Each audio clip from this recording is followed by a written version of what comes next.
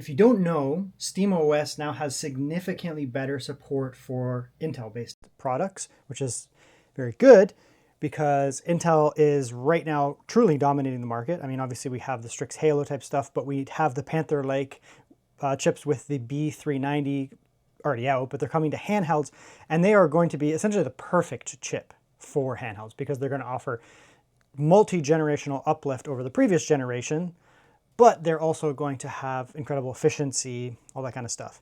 One of the things that I found as a negative of the Intel stuff in general was Steam support. Steam support being mediocre or bad, SteamOS support being mediocre or bad on Intel stuff versus AMD that was essentially native. You can basically throw SteamOS on almost anything in AMD and it will work. And more recently, like almost legitimately, you can just get a beta version, just throw it on and it works. So that was always a compelling thing for AMD for me. But now Valve is pushing significantly better SteamOS support for Intel. It does now have essentially not perfect, but very good support for MSI Claw. This is the MSI Claw 8 AI with the Lunar Lake chip, and I'm sure that that's going to also then extend to the new stuff as well. So what I decided to do in this is I picked this up again. I already reviewed this handheld, but I picked this up again locally off of one of the homies, and then I installed Windows games. I did Windows Big Picture, Xbox Big Picture, whatever it's called. Did some game testing, and then I installed SteamOS.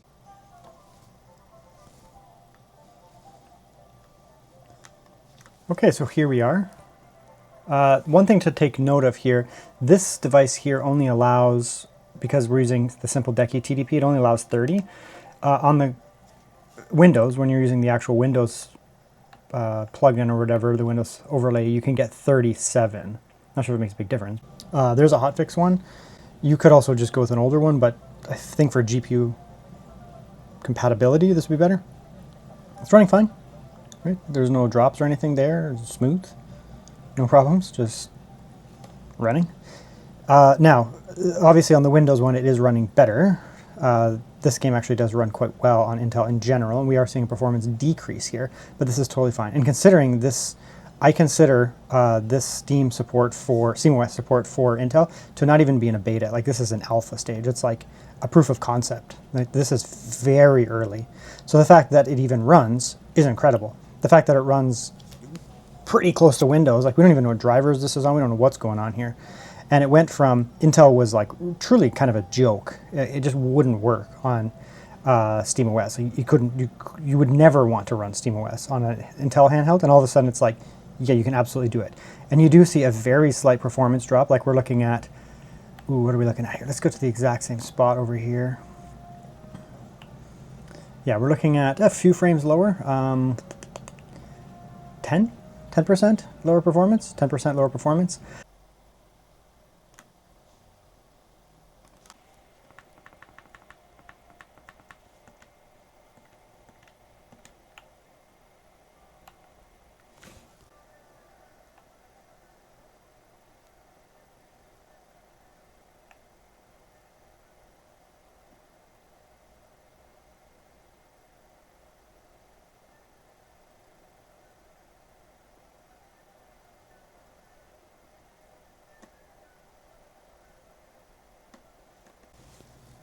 Okay, so here we are in the game, Pragmata.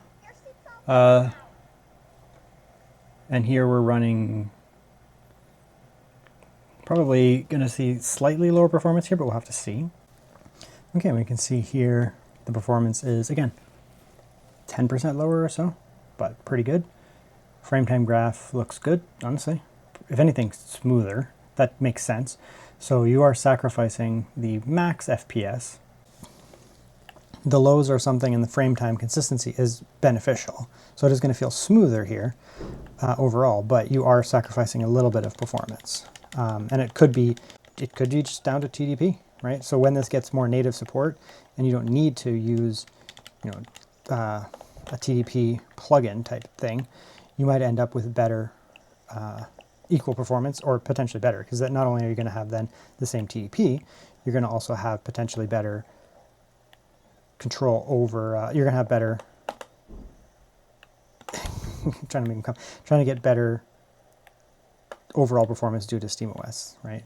You can see the lows here are generally better. It might be a little hard to see on camera, but the lows are better. The frame time graph is considerably better here. So, you know, we're losing 1 or 2 frames over there. And when we're in heavy compat, you know, maybe losing, like I said, maybe 10% or something like that. So you're trading, you know, a little bit of performance, or still a fair bit of performance, but you are getting better consistency. So in some cases, you may actually prefer the SteamOS experience, right? Better consistency for me feels better than having slightly better average, and you exchange over that, you get better lows. It's going to feel smoother. So yeah, we'll see.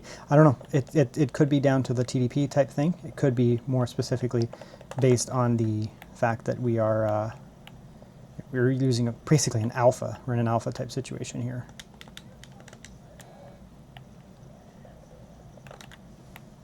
Okay, so here we are, and we're actually doing better here, interestingly. So it's clearly not going to be a clean and dry cut case here. This is running considerably better than, yeah, this is running way better. What the heck? Yeah, it's like a considerable amount better. And you know, it could be, you know, there's cases where some situations where that more efficient operating system is just going to be the way to go, right? You know, we're looking at what are we at here? 7 FPS higher. Oh, that's quite a bit, to be honest. 20, even 30% better FPS. That's quite a bit.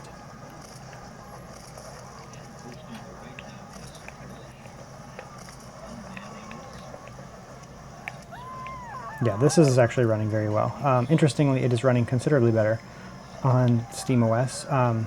It's not night and day, but I mean, we were below 30 on Windows, and here we are well above 30. So yeah, it's clearly not going to be like cut and dry.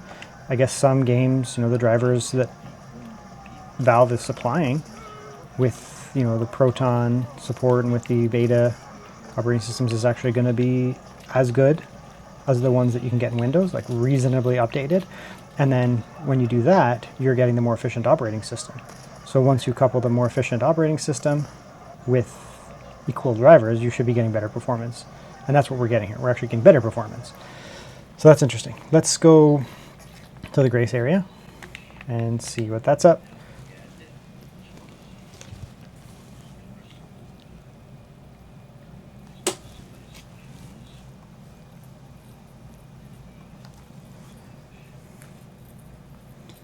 Okay, now here it's actually a little bit lower. That's interesting. So I think, you know, in that area where we had Leon and all that stuff was going on, pure chaos, there was so much going on that the more efficient operating system, being SteamOS, was really helping it just perform better, right? It was just not having to do with as much BS.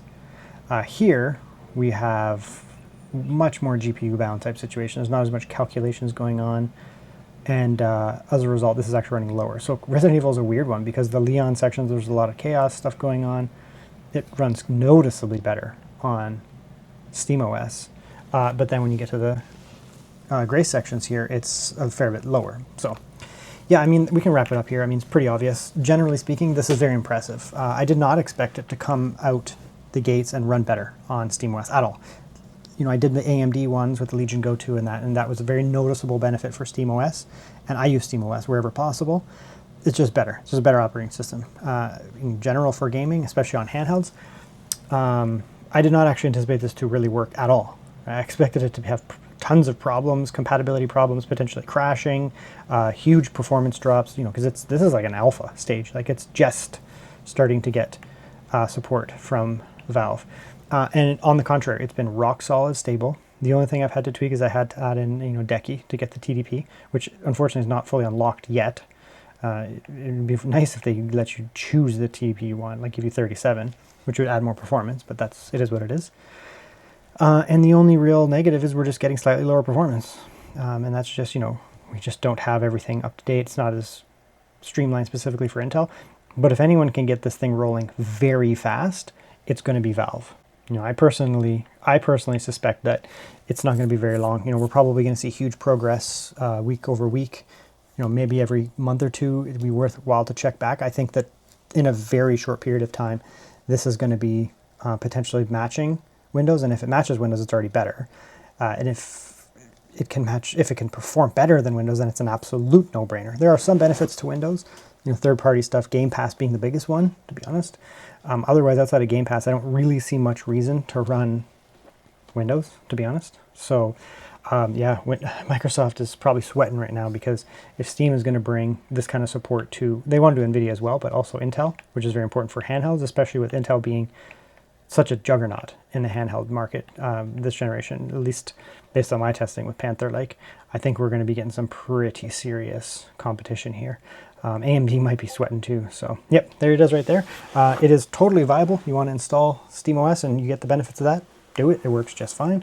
It's still a little smoother on Windows with the big picture mode, but they're close enough that, you know, it's your choice. I'm going to keep Steam on it because I want to play around with it and watch the progress go.